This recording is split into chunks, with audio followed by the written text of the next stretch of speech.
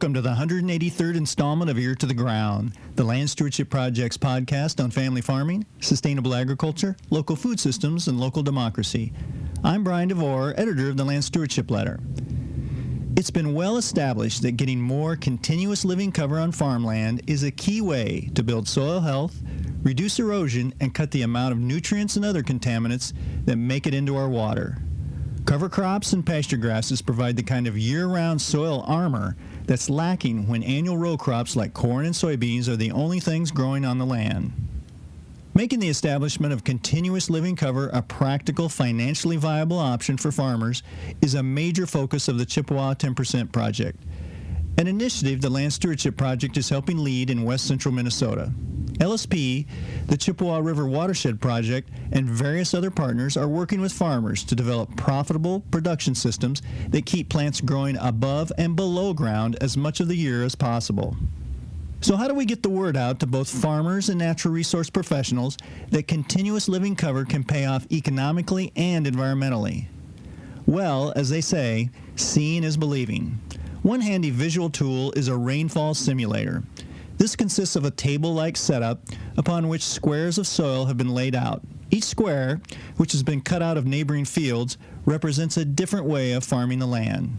A mechanical sprinkler replicates what happens to each quote-unquote land use during a rain event. Each sample has two jugs set up to collect water. One jug hangs beneath the sample to capture how much moisture infiltrates the mini soil profile. Generally, the healthier the soil, the more rainfall soaks down through the profile, since that means vegetation on top is slowing the precipitation down, while the roots, microbes, and other aspects of the soil universe are allowing it to filter down into pore spaces, where it can be used later by growing plants. The other jug is hung in front of each sample, and it captures water that runs off the surface. Generally, fuller runoff jugs are a sign the soil is not being managed well. Lack of good vegetative cover on the surface can leave the soil hard and resistant to infiltration. In addition, lack of a healthy soil biology beneath the surface leads to even more compaction, further reducing the soil's ability to make use of precipitation. This leads to significant surface runoff, with water leaving the field and carrying soil, excess nutrients, and various other pollutants with it. That, in a nutshell, is the root of our water quality problems in farm country these days. A recent Chippewa 10% Field Day on a west central Minnesota farm featured a rain simulation that involved 5 land use samples: a poorly managed, non-rotationally grazed pasture, a cover crop field, a rotationally grazed pasture, a no-till cropping system, and a cornfield that was conventionally tilled. After the demonstration, USDA Natural Resources Conservation Service grazing specialist Jeff Duchesne described the results to me. We have a rainfall simulator here, which what we're trying to do is show what happens during a rain event to catch water infiltration and also water runoff from different land management. So on our far left here, we have a poorly or overgrazed, unmanaged pasture. Just heavily grazed, not a lot of residue on the soil surface and a lot of bare ground. And what we've seen in that example is we got a lot of runoff and not a lot of water infiltration. We don't have a lot of good soil structure there. The soil structure just, there's not a lot of pore space to capture moisture in the soil. So the water holding capacity is lower. And, like I say, there's a lot of bare ground and not a lot of litter to slow the movement of water down.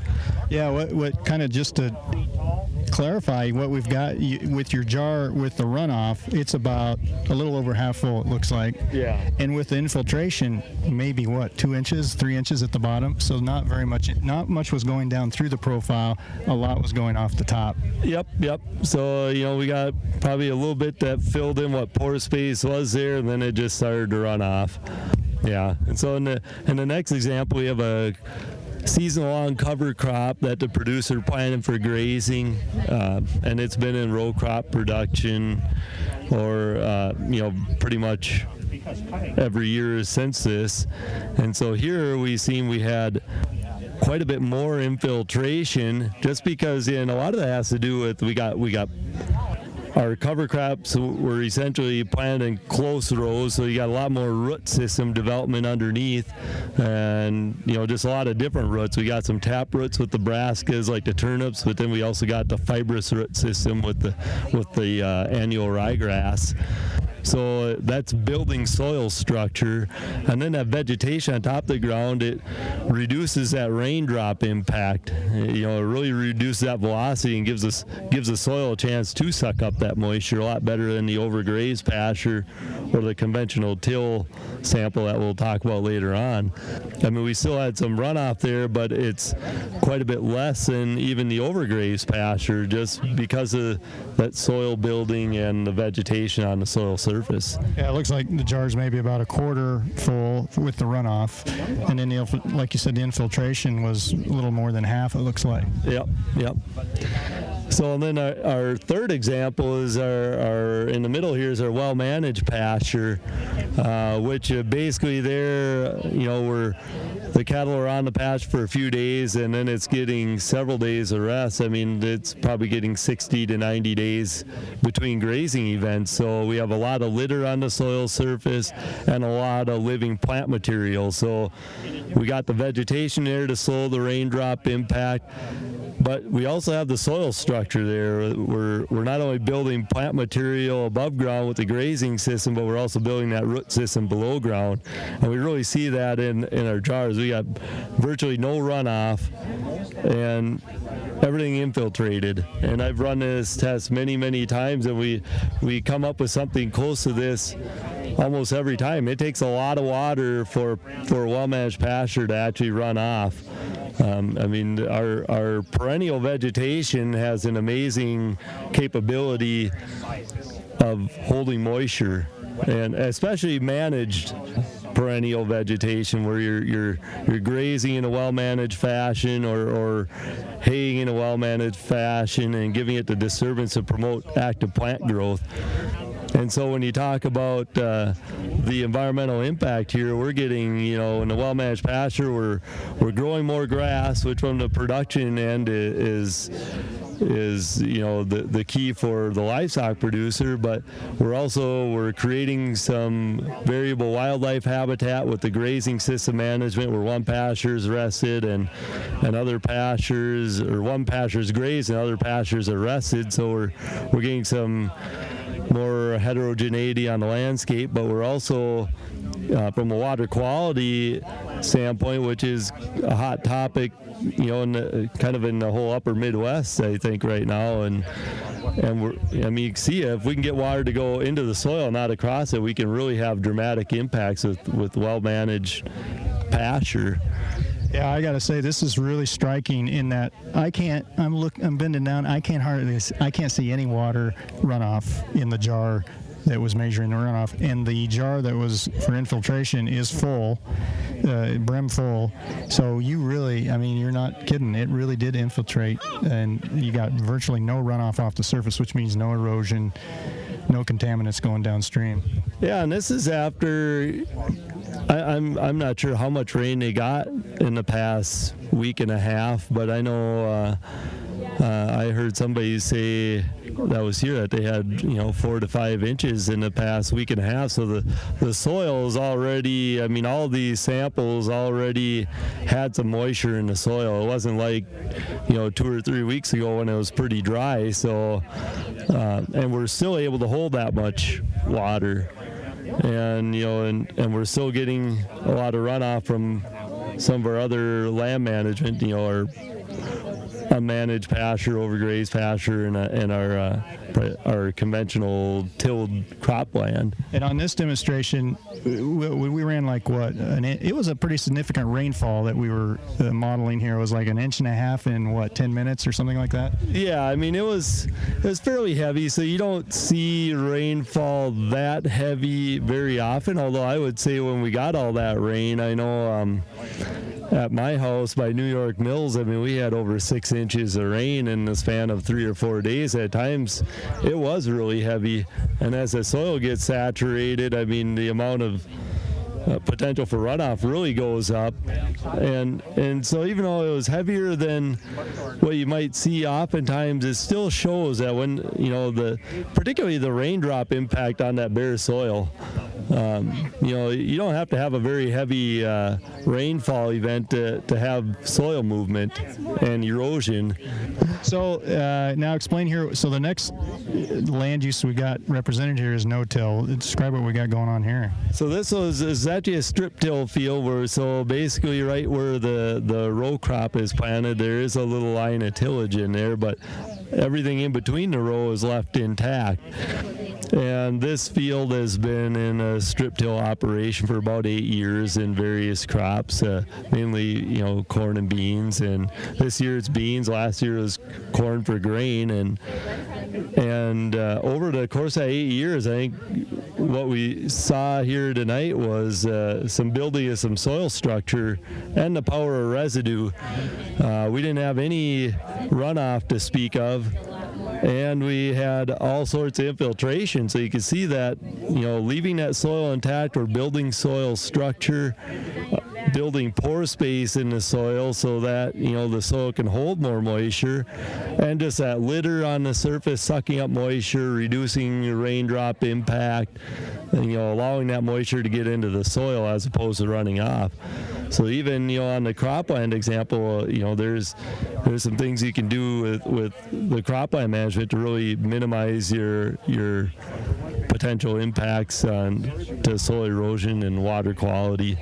So then we got here, so we're looking at this. The jar for infiltration is again full, and there's not much hardly at all. I don't see hardly any in the runoff jar.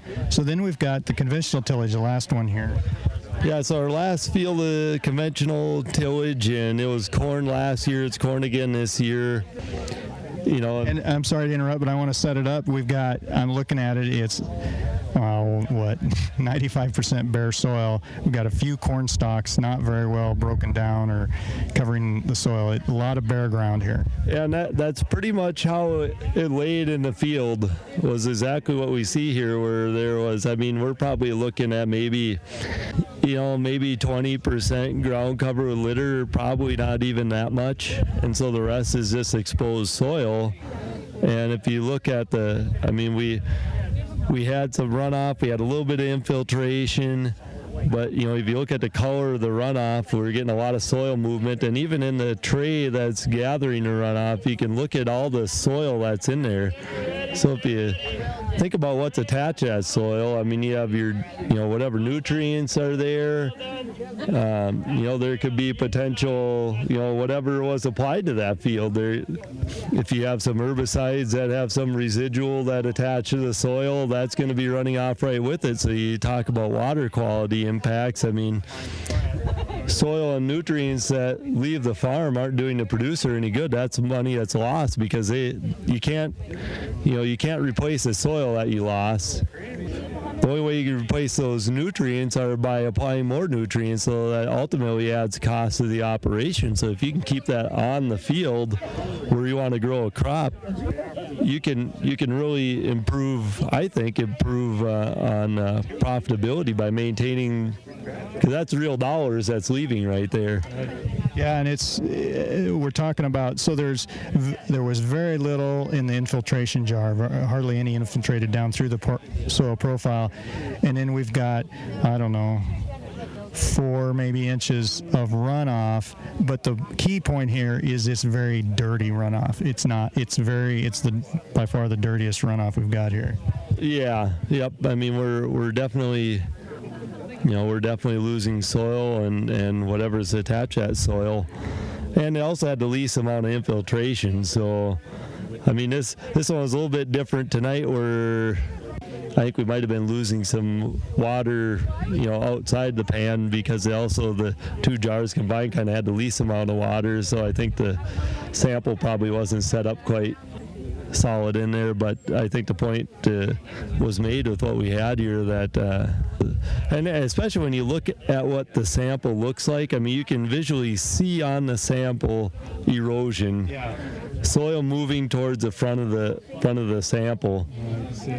The more water you put on there, the more that would run off of here, especially now that sample is probably pretty saturated. Yeah, that's a good point. The flume where the water is being directed into the jar is dirty. It's by far the dirtiest one. Yeah, I know. Yeah. I mean, I think, and this some variation of this shows up virtually every time I run this, where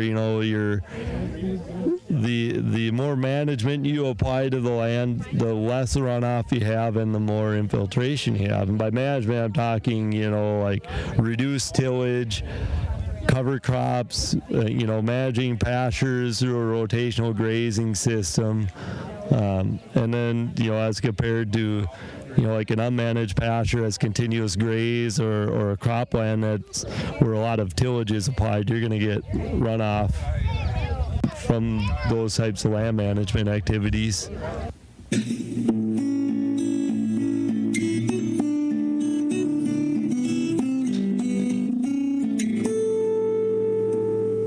For more on the Land Stewardship Project's work to promote agricultural systems that are good for the land and a farmer's bottom line, see the Chippewa 10% page at www.landstewardshipproject.org.